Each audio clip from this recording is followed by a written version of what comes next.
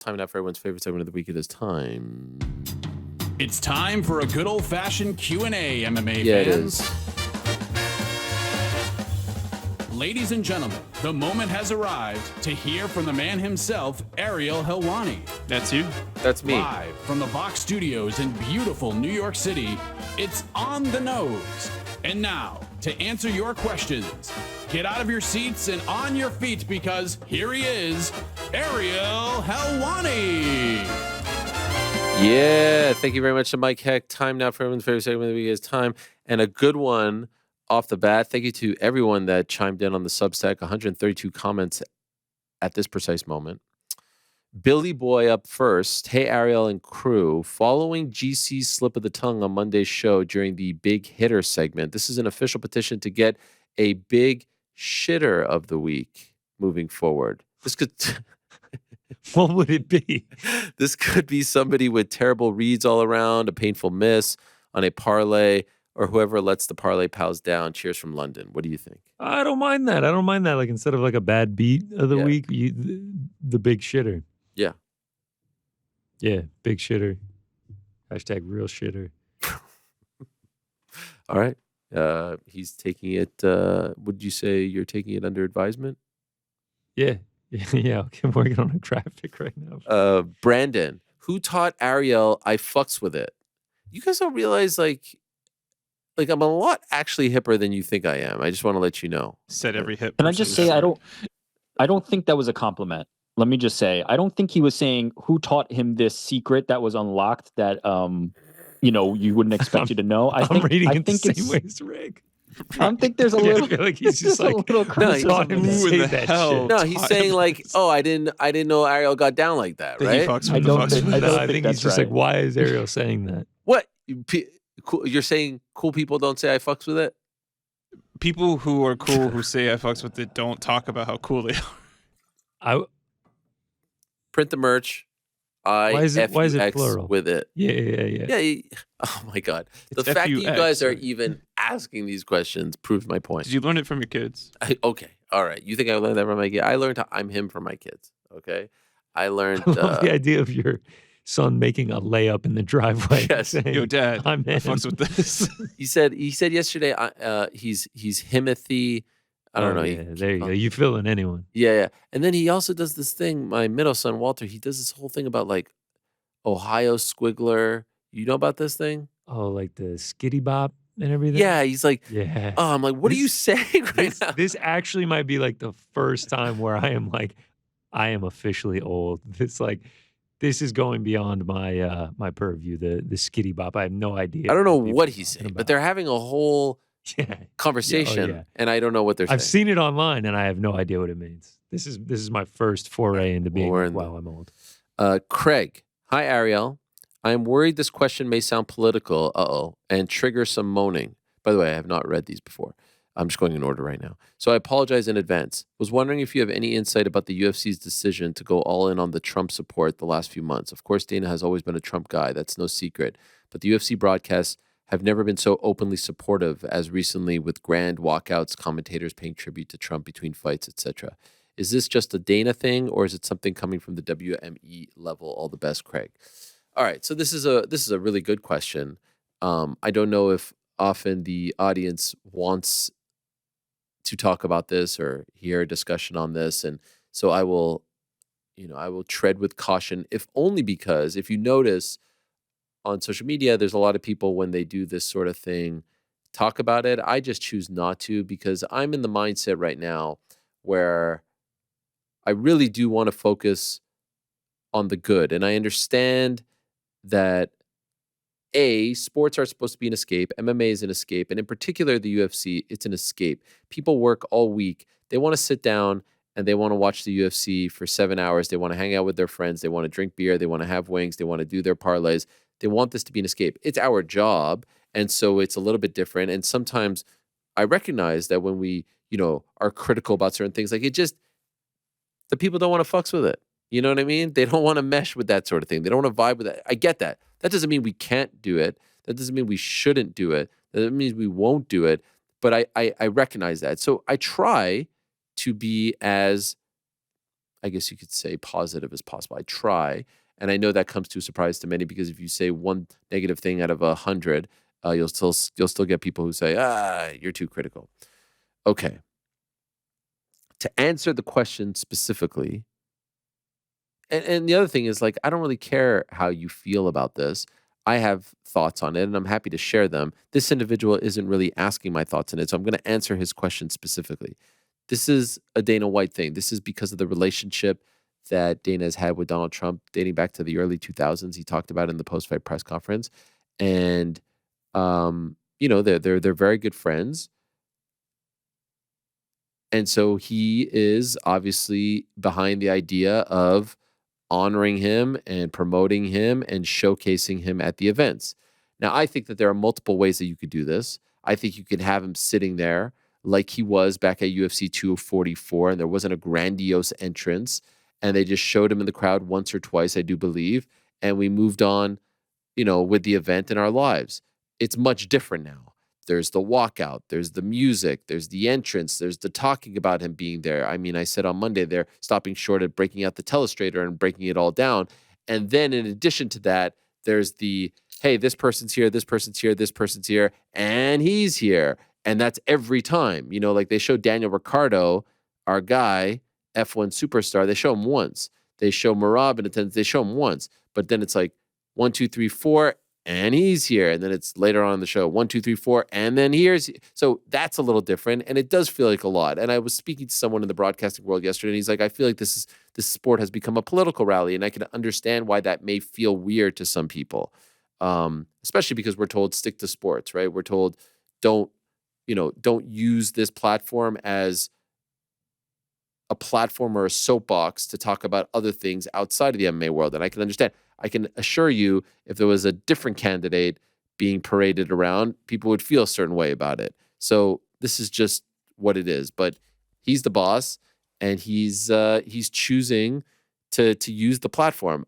I personally think, and this isn't anything to do with my feelings towards Trump, I would say this if it was anyone, I think they could dial it back a little bit and have the same impact. I don't think you need to show them a million times. I don't think you need to do the walkout. Certainly not on TV. It's different if it's in-house, but it's their prerogative. So to answer the specific question, it's a Dana thing.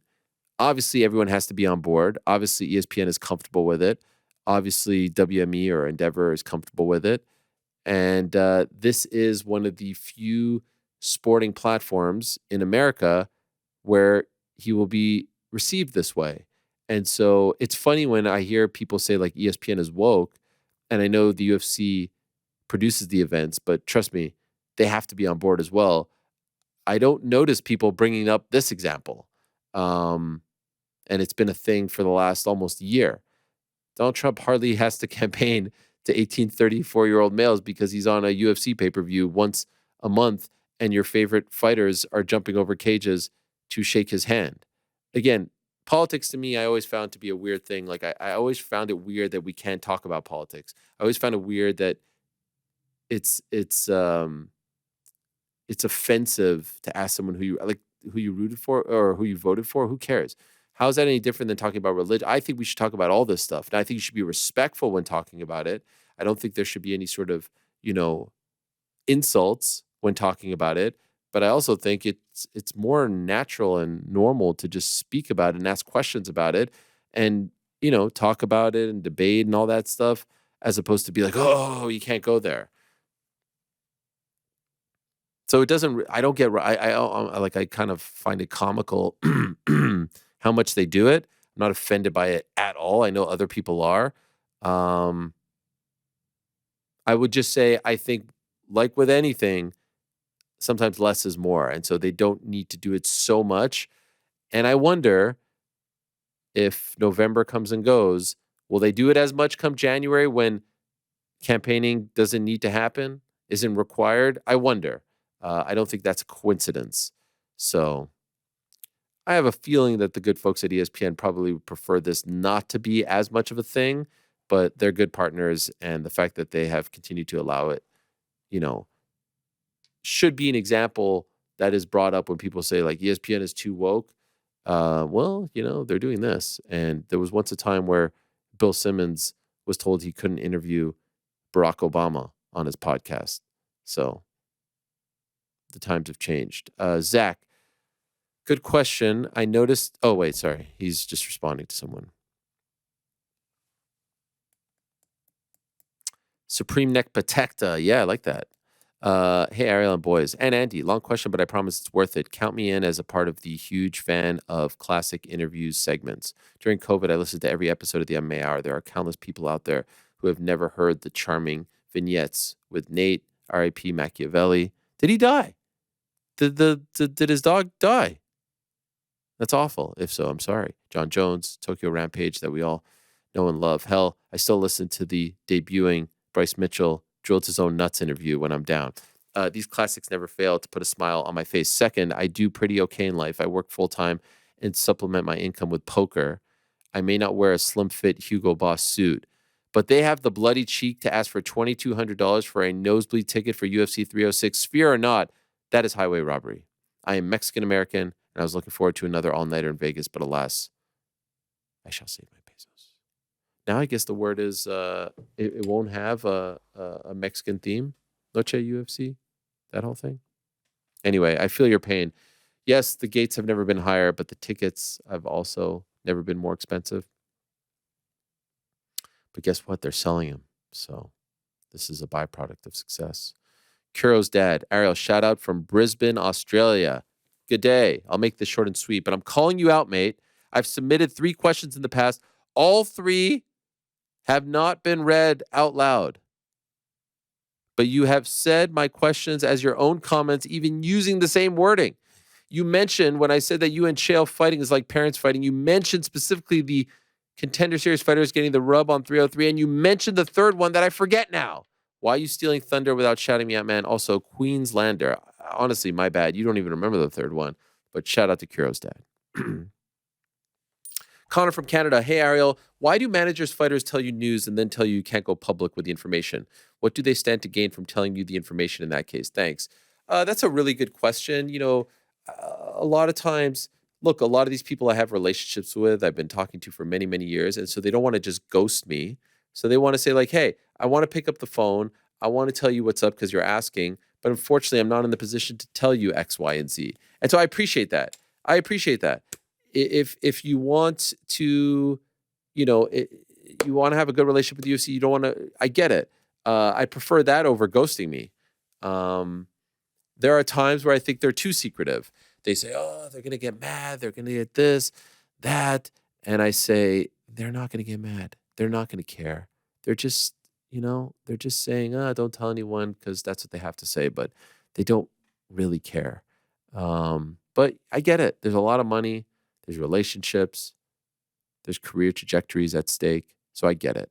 But it's, you know, it's just the game. And it's part of the reason why I've stopped chasing the news. You know, like when I was working for Fox, when I was doing UFC Tonight, I used to have to come up with like 4 or 5 scoops, find 4 or 5 scoops.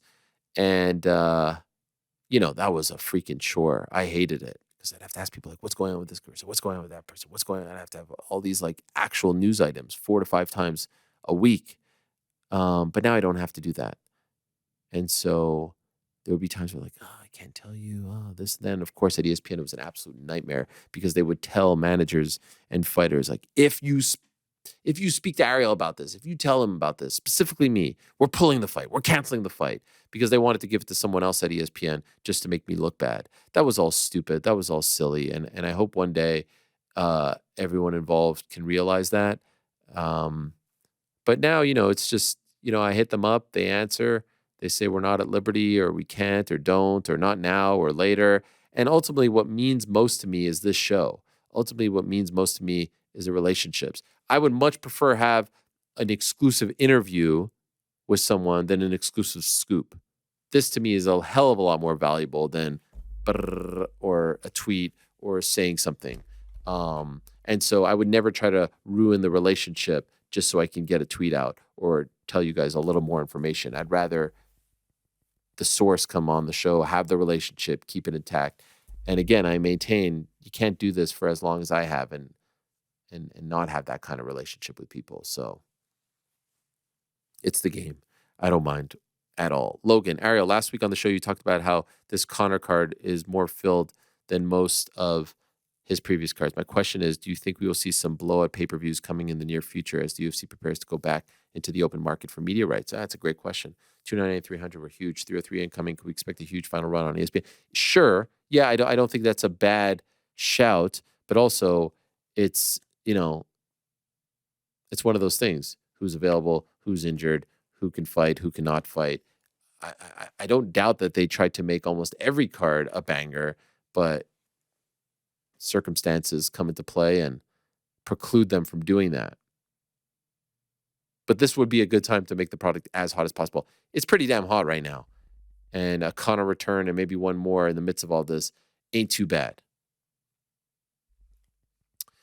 One more. This is also from Logan. I've been seeing possibly Max versus Chandler for BMF as a replacement. Has Chandler not already proven he will take nothing less than McGregor next? That's not a thing. I don't know where that came from, but that's not a thing. Bandied about? Perhaps, but not a real thing. David, hey Ariel, been a big fan of the UFC for about a decade now. However, I personally find it pretty disgraceful that the UFC has essentially become the sports propaganda wing for the MAGA movement. Since 2016, Dana White and a number of high-profile fighters have shown their support for the former president, convicted 34 times a felon, Donald Trump. What I find so interesting is that despite the UFC making it abundantly clear that they are mostly interested in gaining views from younger, more right-wing conservative males, the organization, in my opinion, I think has done the best job in promoting women than any other sport. Even the Women's World Cup, which is very popular and gets incredible ratings, is only for 1 month every 4 years. Women's tennis is maybe as popular as the men's game, but mostly people just care about the 4 major tournaments. Also, men play 3 out of 5 sets and women still play 2 out of 3. So basically, no other women's sport comes close to the UFC. I was kind of saying this earlier. The reason I bring this up is because the sports media has been talking a lot about the Caitlin Clark incident recently and how it relates to gender, race, and equality or lack thereof. So my question to you is, why do you think the UFC, the fans, see women as equals to men when other leagues in sports struggle? What do you think another league like the WNBA can learn from this? What a great question. Golly, I mean, I feel like I sort of addressed this earlier. And so this is this is proof that I didn't read them before.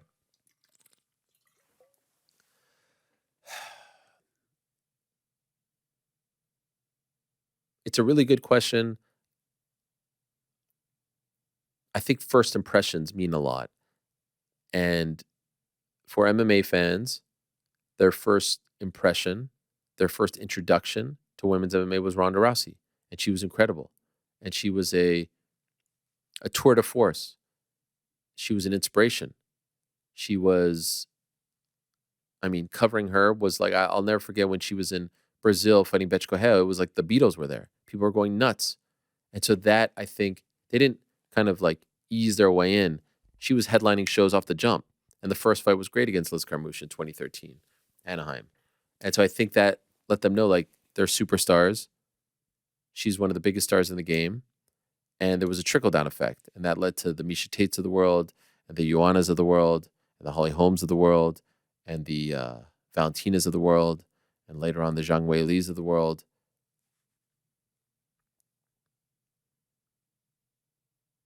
And I think dating back to Strikeforce and Elite XC, Gina Carano, we've just always covered the women the same.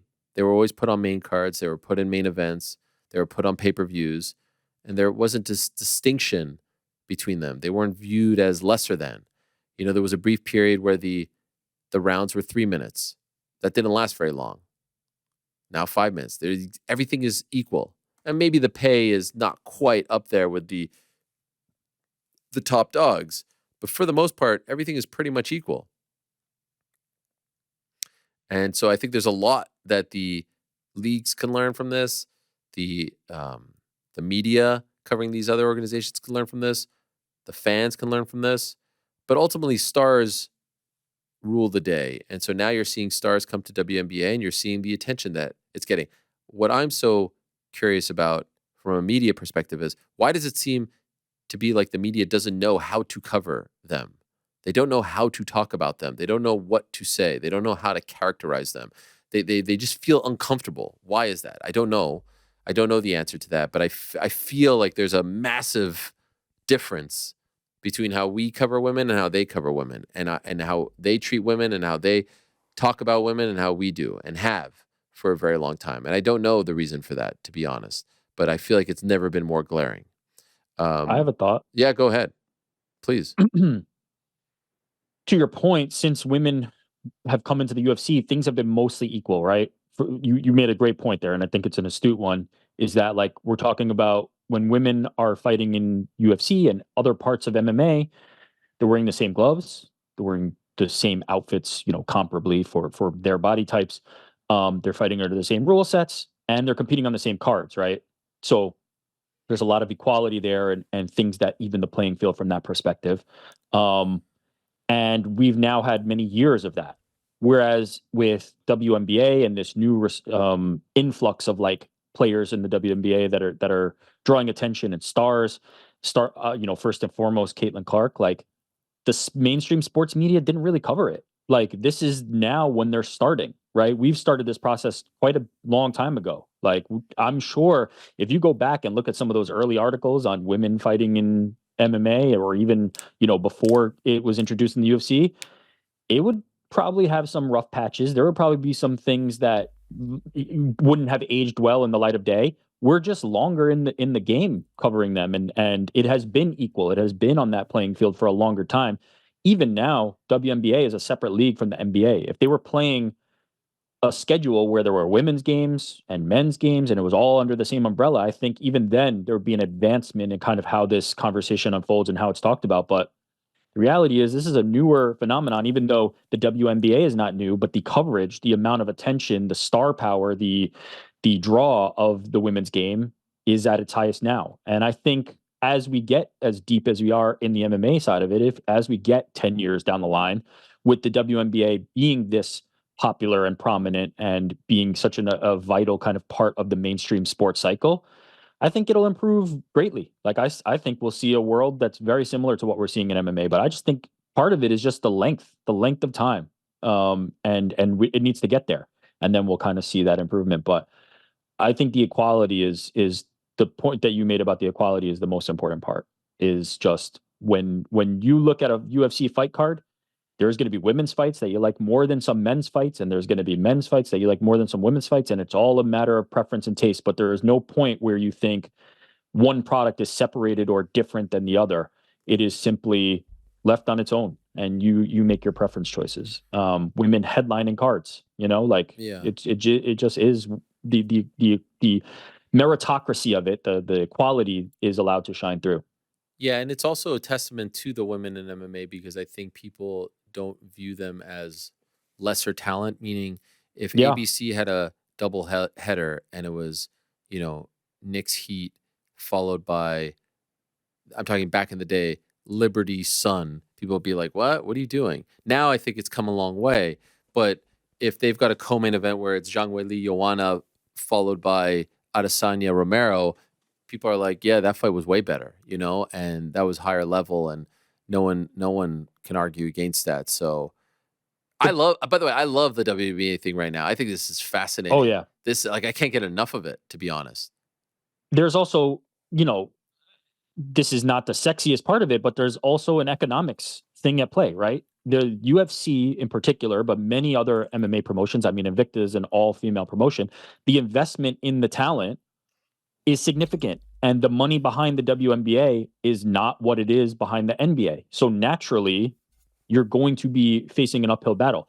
As that money increases, as there is more attention, as Caitlin Clark and others, and Angel Reese and so many others come into the WNBA and start to increase what the viability of it is as a sponsored product, as a marketing machine, as for people to invest in, the investment money is going to go up. The talent is going to go up. They're going to be taking commercial flights instead of, they're going to be taking private flights instead of commercial flights.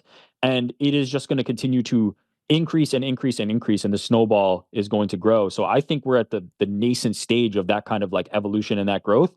And it's going to be rough. But I think the long term is going to be super bright and positive. And I think we'll see it, come to where we are in the MMA side. But MMA's done it well. MMA has done it well. The investment, I think the investment will be there, and we'll see it. And just for the record, no one asked me, but all these women, in my opinion, should be thanking Caitlin Clark. She is the superstar to end all superstars. The ratings aren't the same when she's not playing. The ticket sales aren't the same when she's, not involved in the game. Everything is bigger when she's involved. There's men who should be thanking Caitlin Clark too. She just makes basketball bigger. Everybody should be thanking her. She's a star. Another text. What's going on with this Connor fight? Bruh, they're doing the show. What's going on? It's crazy. We move along. King Zalo, Ariel and crew, hope all is well. What in the world is going on? More what is going on? Golly. You know what I'm talking about? The major news. Where is Juliana Peña? Is there any news on a scheduling for the coveted women's bantamweight title? Juliana's been out for a minute. Wanted to know if there was any updates. No. Hearing fall, but nothing concrete. Oh, here's Ant Evans to teach us a lesson or two. Wax poetic. Following on from the pound for pound conversation on Monday, the idea that the heavyweight champion is not self-evidently the best fighter in the world was conceived as marketing gimmick by, of all people, Hollywood legend Al Jolson. Please tell us more, Ant. Well, managing boxer Henry Armstrong, did he copy-paste this from Wikipedia? What's going on? Jolson came up with the audacious plan for Armstrong to, hold the undisputed featherweight, lightweight, and welterweight titles simultaneously. Armstrong achieved this, becoming not only a box office star, but also splitting public opinion as to whether heavyweight king Joe Louis was truly the best fighter on the planet. 20 years later, legendary sports writer Jimmy Cannon gave this concept its name when he wrote that Sugar Ray Robinson was the best fighter in the world, pound for pound. So the truth is, pound for pound was invented as a pure marketing gimmick. That's not to say it isn't fun to have these debates or that they mean nothing, but pound for pound remains a marketing gimmick. Here's my question. This is great. I love this stuff. I love the history of the fight game. But does anyone think otherwise? Ultimately, pound for pound isn't a title, but it is a fun thing to debate with your friends. It's a fun thing to debate at the bar, at the barbershop, in the car, etc. It's also, as we talked about on Monday, a topic where definitions vary, which makes it even more fun. It's just classic sports talk radio fodder. Nothing more, nothing less. No one should be offended. No one should get too riled up. It's great. And by the way, just like in boxing right now with Usyk and Inoue and Terrence Crawford, Canelo somewhat in the mix, Bivol, the fact that we could say, no, it's John Jones. No, it's Islam. It's Leon. The fact that we could say that is good. It's healthy. It's good for the sport. That means we're in a good era. So everyone wins. Gabriel, hello, Ariel and gang. As a California fan, I felt severe FOMO regarding last week's live show. Any talks on hitting the road again, perhaps to the West Coast, Vegas, Los Angeles, a fan in Bakersfield, California? Gabriel, yes, absolutely.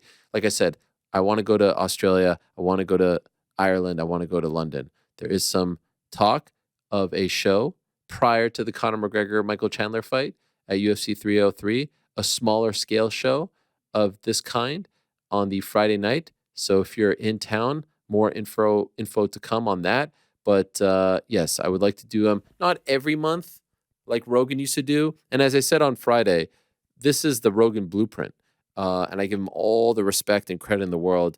And I really think what he's done is amazing. It's incredible. It's inspiring. But when we were coming up, 2010, 2011, and I got to do a video backstage at one of his shows, and I think 2011 prior to UFC 132, and it was great. He used to do a live show on the Friday before a major pay-per-view. It didn't matter if they were in Dallas, Denver, Boston, Chicago, Vancouver. It was like, oh, weigh-in's done. There was no morning weigh-in. It was all the afternoon weigh-in, what is now the ceremonial weigh-in. But that's when you found out if people made weight or didn't, believe it or not. Actually, 5 years ago this week is the anniversary of the morning weigh-in. Wait, no, not 5 years, 8 years, 2016. I was thinking 199. And he would then do a show or two on the Friday evening. And so in my perfect world, maybe once a quarter or something like that, we would have a show like the one we did last Friday after the weigh-ins, give people something to do, fight fans something to do after the weigh-ins. and it's a grand old time. The fighters seem to like it. Fans seem to like it. So yes, I would love nothing more than to go to LA, hopefully Vegas. We've done it in Vegas prior to 245 back in 2019, and more to come. Have no fear. Peter, with Dana's comments on the pound for pound being John, he got you and many others to appreciate Islam more. Is he a master of reverse psychology, or is this simply a level of cognitive dissonance, the likes of which he is renowned for? Thanks for the great shows. Glad the live show went well. This thing that I don't give Islam credit is so ridiculous. These fans are they're out of your mind. You're out of your mind. When have I discredited him? When have I said that, I gave them the fight of the year last year? I've had him pound for pound on my Ringer rankings for a bit now.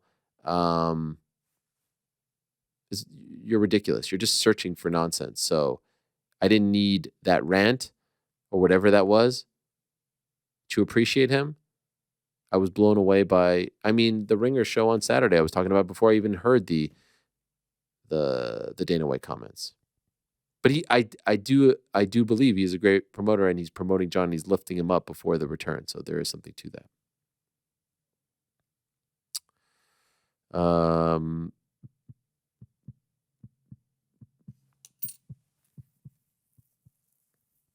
Let me see.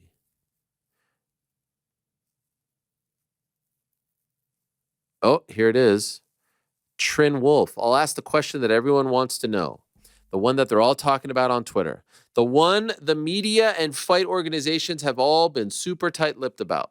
It's International Fight Week. It's June 29th. But does he even show up?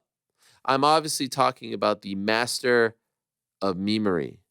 The fight feasting, parlay palling, shirt cursing, first up photo taker, the great George O'Connor. He has mentioned it for years. Are we wheels up and back to the desert? Much love, Trin. Wow, what a hype up there from Trin. I mean, that was fantastic. That felt like a Bruce Buffer intro right there. Amazing. I don't know, TBD, as you just alluded to. So we'll see. It's TBD. Am I getting to the arena? No shot. I mean, these tickets are they're out of my pay grade. That is for sure. But an appearance back in Vegas in the works. Yeah, maybe in the desert. Boris. Hello, Ariel. Tomorrow I will go to the friendly match between my Netherlands team and your Canadian boys in Rotterdam. Yeah.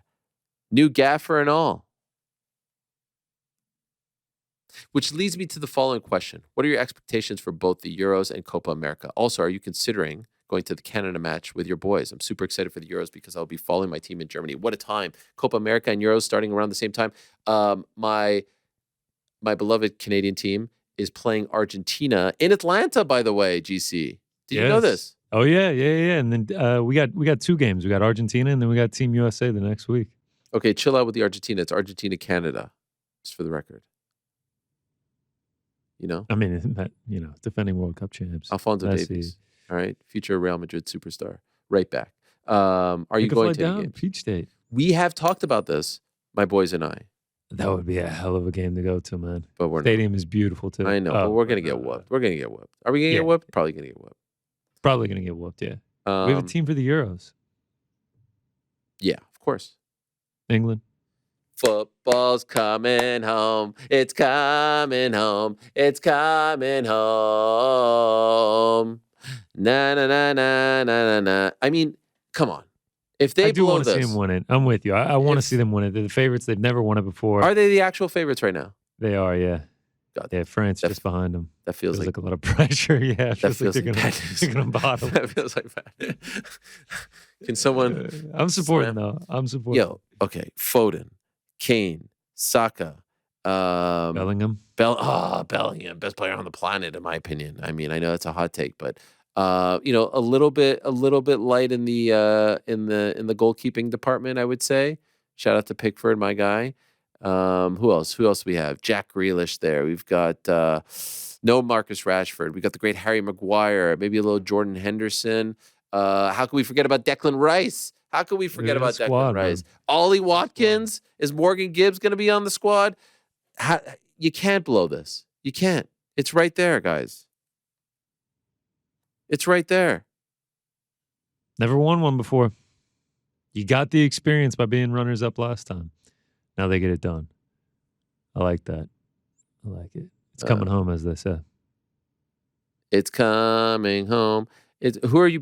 Are you doing any bets? I haven't bet on anyone yet, but I mean, I'm down to just support England. Oh. Don't love taking the favorite, but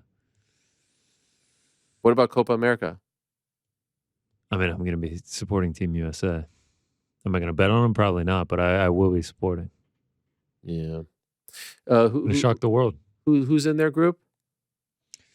Let's see. I mean, it's a winnable group for sure. They did not draw Argentina or Brazil. They got Bolivia, Panama, and Uruguay.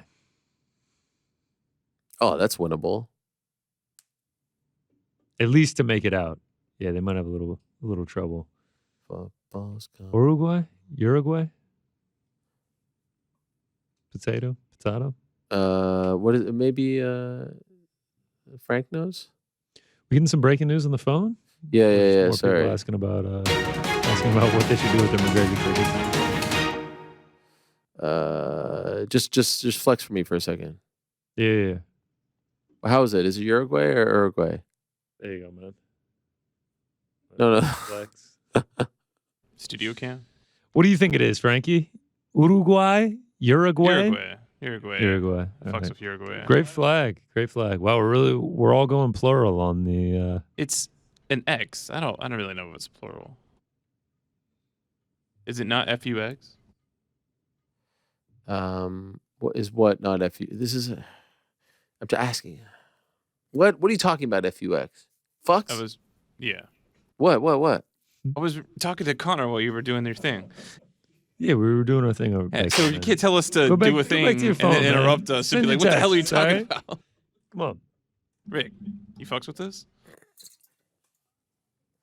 Irony. This is it. Aaron! Can you guys? Can you just debate the pound for pound? Something? Yeah. So what I learned about pound for pound is that it doesn't Tell mean the me, same Frank. thing to any two people, which I love. I think that's a Yeah, you were saying how fun it is. I don't know how fun it actually is. Well- It's just a debate that you can't get to the end of. I've It's seen not fun at all. relationships ruined over the Braun versus MJ debate. It's like Maybe one day that's what's going to happen. asking with Tom somebody Brady. what their Mount Rushmore is. Like you can't be like, "No, your Mount Rushmore can't exist." Who's your Mount Rushmore of MMA, Rick? Oh man, I've done this before. What did I think? John Jones, Sure. Connor. Jones. Now, is Connor from a Ronda. skill impact or like a just his significance on the No. game? No, it's Cultural significance. impact to And the maybe sport. Gotta be Hoist. on there. I don't know. It changes all the Wow, time. wow. I hate all this Wait, stuff. John Jones, Hoist Gracie, Ronda, and Connor is Rick's official. I don't know what I stance. said. Mount I Rushmore. honestly don't know what I said last No time. GSP but on there? some- No Anderson some version of Silva? that. That Well, I Mount feel like John should not exist. John Wow. represents the top skill, the top accomplishments angle Okay, of all that. right. So and the others each are kind face on the mountain has a different sector. Like John is the skill. Connor is like the cultural impact. Ronda is changing the women's game, and then Hoist and is like Hoist the is the trailblazer. originator to Wow. a certain extent. Yeah, Wow, leave it to Rick. Now to that's have very have a twist UFC on the Rushmore. that's very UFC centric, right? That's very. Yeah. It doesn't include Is it others is it, that is that the definitely UFC belong. Mount Rushmore? Is that the MMA I don't Mount know. Rushmore? Do we need an MMA Mount Rushmore? Do And we need an thanks- MMA Hall of Fame? Thanks for asking me. I would Uh, do Yeah, well, let just gonna Frank get- take this. I I was don't just gonna care. get Bobby to you, man. Green. Okay, I'm back. 4 I'm back. times. Yeah. A question for Just GC. different Thank God. Bobby Green. Thank God. Jared, this question is for GC. You seemed kind of bummed when someone asked you last week if you were going to the fights and you said no because of the watch party. What do we need to do to get you to a live event? Come on, Ariel. It's not me. I have nothing to do with this. Yeah, I could go if I wanted to. I don't. I didn't intend to come across bummed. No, you love it.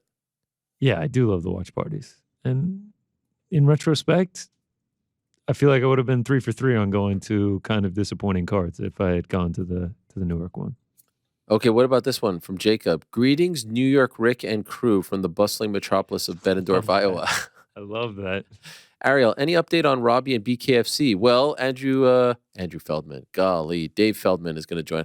I'm struggling right now. I have a horrible headache, and I feel like my brain isn't working at the moment. So I What do you need, apologize. some water? I got the water, but I just sometimes get these bad migraines. I'd love to see a fellow Bettendorf Bulldog make the walk once more. Some people, when I tweeted that, Bettendorf, didn't like it. Iowa. Yeah. You know Bettendorf? 40,000 population. He's not kidding. Sprawling metropolis. Hell yeah. Used to be an MMA hotbed back in the day. Riverboat Military. cruises. You been there? No. I'm just looking at it. Oh, there. yeah. I'm looking at the tourist department. The Quad Cities. Wow, that's a great name. GC, Deere what's been your Pavilion? least favorite fight feast? My favorite, least favorite fight feast? Your favorite / least favorite? Oh, favorite is definitely Mexico. That is just, I mean, I love Mexican food, and we went to such a good Mexican spot. Understatement. Yeah, Frankie was a big fan of that one as well. Georgia was also just amazing. The Louisiana one was also really good. Least favorite,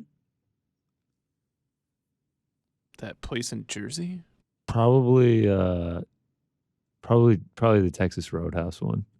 The Texas Roadhouse is great. They've all really been good. The Brazilian one, the server was like, "What are you guys doing here? This is weird." That was the most awkward one.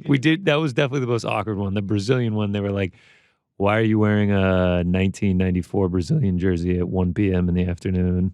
And why are you guys filming everything you eat? And why are you guys ordering so much food?" And then but asking they've for all a been great. box right They've all afterward. been great. The St. Louis, the barbecue one was so good too. That's the top three: Mexico, Georgia, barbecue. Your Mount Rushmore. Yeah. Throw Louisiana on to make it the Mount Rushmore. By the way, this is a good one. AMW Planner, Konnichiwa, Ariel-san, and the MMA Hour. Sometimes I overhear my husband listen to your show. Recently, you were told by some listeners how to pronounce 2 words in Japanese, Inoue and Saiyan. I am native Japanese speaker now living in the U.S., and I must correct you on their pronunciation instructions. Inoue is pronounced I-no-ue. Inoue. Inoue. Saiyan is pronounced Saiyan. Saiyan. Saiyan. S-A.E.Y.A.N. Also, I think this is a woman. She is spelling it in Japanese first, which is incredible. Oh, nice. Also, you should consider doing Japanese fighter interviews. What about Tatsuya Taira? And she's spelling their names in Japanese too. Or Rinya Nakamura. Rinya is from my hometown, Saitama, pronounced Saitama with emphasis on Sai. I think I got that one right. Let me know if you need a translator. I'd be happy to help. By the way, we could use you in like 5 minutes. This is crazy. I hope this question makes sense, makes it to the show. I'm so happy. Thank you. Wow, that was Can you amazing. ask her a question back? You could go on the Substack and ask her. All right. What did you want to ask her? Uniqlo. Oh, that's right. Go in there. Jump in there. It's right there. With Mike being out of the Jake Paul fight, can I offer a realistic replacement? Rampage, Cheddar makes it better. Wow, Rampage versus Jake. That's crazy talk. There's some rumblings, not of that, but something. Stay tuned. Matt Moe, Ariel, I've never been more captivated in a sporting event than last week when you faced Luke the Nuke Littler in a darts match. It was the most amazing thing I've ever seen. Luke, the world champion, throws a casual 56. Then Helwani steps up to the plate, confidence exuding. Where should I aim, he asks. The champ yells 20s. Ariel fires the dart, and it looked like a bullseye from my camera angle. I screamed so loud, and I threw my coffee up in the air. Alas, it was a 20.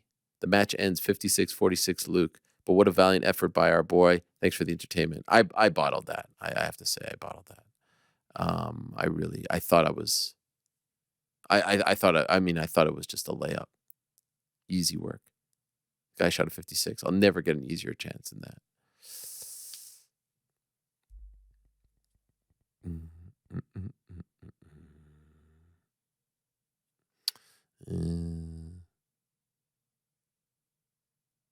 Hey, Ariel and crew from Albs M8 or Albs Mate.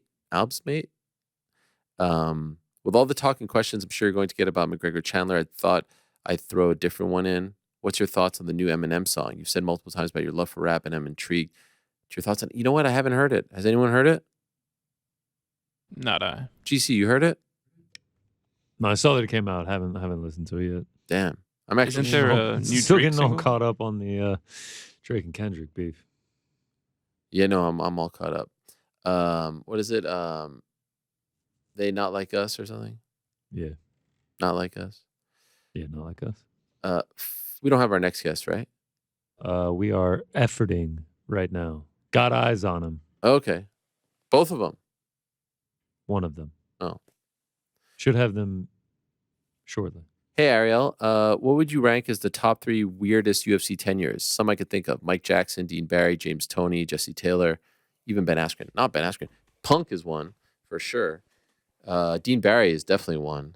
There was one dude, I forget his name now. He was warming up backstage in Nebraska. He rolled his ankle and never fought and got released.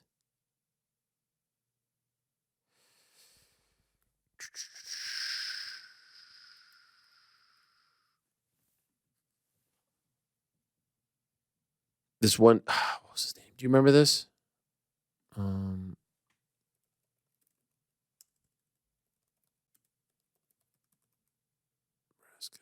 UFC. No. Someone was it Law? Someone's gonna tell me. Someone in the chat can tell me. What was it? Rolled his ankle. Someone, Nebraska, Omaha. It was, I think, of Omaha. I was there for Fuel TV. Locker room. Sean Loeffler. There it is. 2012.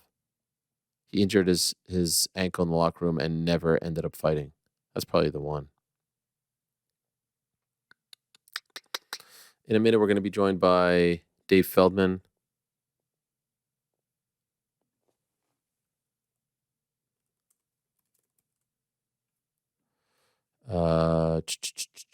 Ariel, curious to hear what you and the crew would think about an MMA version of Inside the NBA. What fighters would you cast to try to capture the same magic that Inside has? Off the top of my head, I think Chael, GSP, Rampage would kill it as a trio. I'm not sure about that. You need the chemistry, but here's one point that you're missing. You need the guy in the middle. You need the maestro. You need the point guard. You need the guy. You need the the leader. You need the Ernie Johnson. That's the main thing. If you don't have that, you don't have the show. Very, very important. Who is that guy? I'm not sure. I think Derek Lewis would be great. Derek Lewis would be funny. I think that would be good. That's a great call. As a Shaq? Yes, you put Derek Lewis where Shaq is. Oh yeah, that's a good one. And then that's not a bad call. Like you could use GSP like as like a Kenny Smith type. More analytical. Do you think it's because of Thierry Henry? They're trying to like cast that crew, or like the Thierry Henry for the soccer. That crew with Kate Abdo has been compared to the Inside the NBA crew. Yeah, it's a solid crew. So Henry's the Frenchman. You put GSP the Frenchman in there. There you go. And then you need one more. Yeah. Another like comedy-esque type guy. Chael would be good. Chael is like a Chuck roll. Yeah. I wonder if that works. In any event, thank you to everyone who sent in questions. One more guest to go, and let us go to them. It's actually 2 guests. So I told you at the beginning of the show, Dave Feldman, the founder.